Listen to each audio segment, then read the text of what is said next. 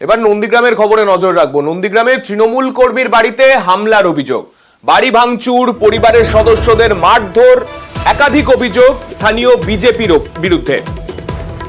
ঠিক কি ঘটনা হয়েছিল আমাদের প্রতিনিধি সুজিত রয়েছেন আমাদের সঙ্গে, সুজিতের থেকে জানবো। সুজিত, অশান্তির যে ঘটনা সেটা নন্দীগ্রামে পিছু ছাড়ছে না এবং সেখানে রাজনৈতিক যে গন্ডগোল মারামারি সবটাই কিন্তু ঘটে চলেছে। তারই মধ্যে যে ঘটনা ঘটেছে সেখানে একেবারে আক্রান্ত হয়েছেন তৃণমূল এক কর্মী, তার পরিবার, তার বাড়িতে ঢুকে মারধর করা হয়েছে এবং ভানুশীর নামে যে তৃণমূল কর্মী তার বাড়িতে ঢুকে হামলা, রীতিমতো একেবারে প্রকাশ্য দিবালোকে সেই মারধরে গুরুতর জখম হয়েছেন ওই পরিবারের এক মহিলা সদস্য, তাকে হাসপাতালে ভর্তি করা হয়েছে। ঘটনার জন্য তৃণমূল সরাসরি বিজেপি আশ্রিত দুষ্কৃতীদের বিরুদ্ধে অভিযোগ করেছেন, যদিও বিজেপি গোটা বিষয়টি পারিবারিক বলে দাবি করেছেন।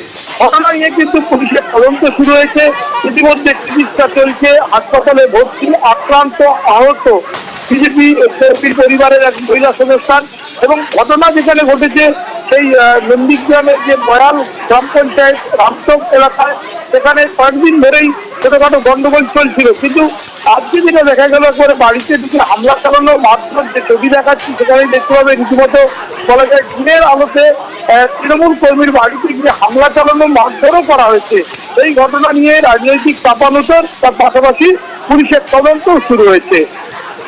বেশ, অর্থাৎ সংঘর্ষ হয়েছে সেটা তো ছবি দেখেই একেবারে স্পষ্ট, তবে সেটা রাজনৈতিক কারণ না পারিবারিক কারণ, সেই নিয়েই এবার তরজা চলছে। ছেলে দেখা ছেলে এইসব বেশি আমাদেরকে মারছে। কাদের লোক? পার্টির লোক। কোন পার্টি? বিজেপির লোক আছে। চাষেও জমিন চাষ করতেও দেয়নি, আর জলও খেতে দেয়নি টিউবওয়েলে, আর কথা বলতে দেয়নি। আমার বৌমা টিউশনও পড়িতন, তাই সেটাও বন্ধ করে দিচ্ছে, পুরো আমার বয়কট মতন করে দিয়েছে, ঘর দর ভেঙে দিচ্ছে, আর আজে বাজে গালাগালি দিচ্ছিল। ওই আমাকে ছাড়াছাড়ি করতে দিতেন, বৌমাকে ঠেলাঠেলি করছিল, বৌমা পড়ে গিয়ে কোমরে লাগছেন, ওই হসপিটালে নিয়ে এসেছি। দু ভাইয়ের মধ্যে গণ্ডগোল, গুরুপদশ্রী এবং ভানুশী, তৃণমূলের নেতৃত্বদের উস্কানিতে ভানুশী ওই গ্রাম্য কমিটির নামে কি করে থানায় অভিযোগ দায়ের করে। যখনই ভানুশীর নামে থানা থেকে নোটিশ এলো, তখনই গ্রাম্য কমিটির একজন সদস্য বা পদাধিকারীকে গতকাল মারধর করা হলো রাস্তায়।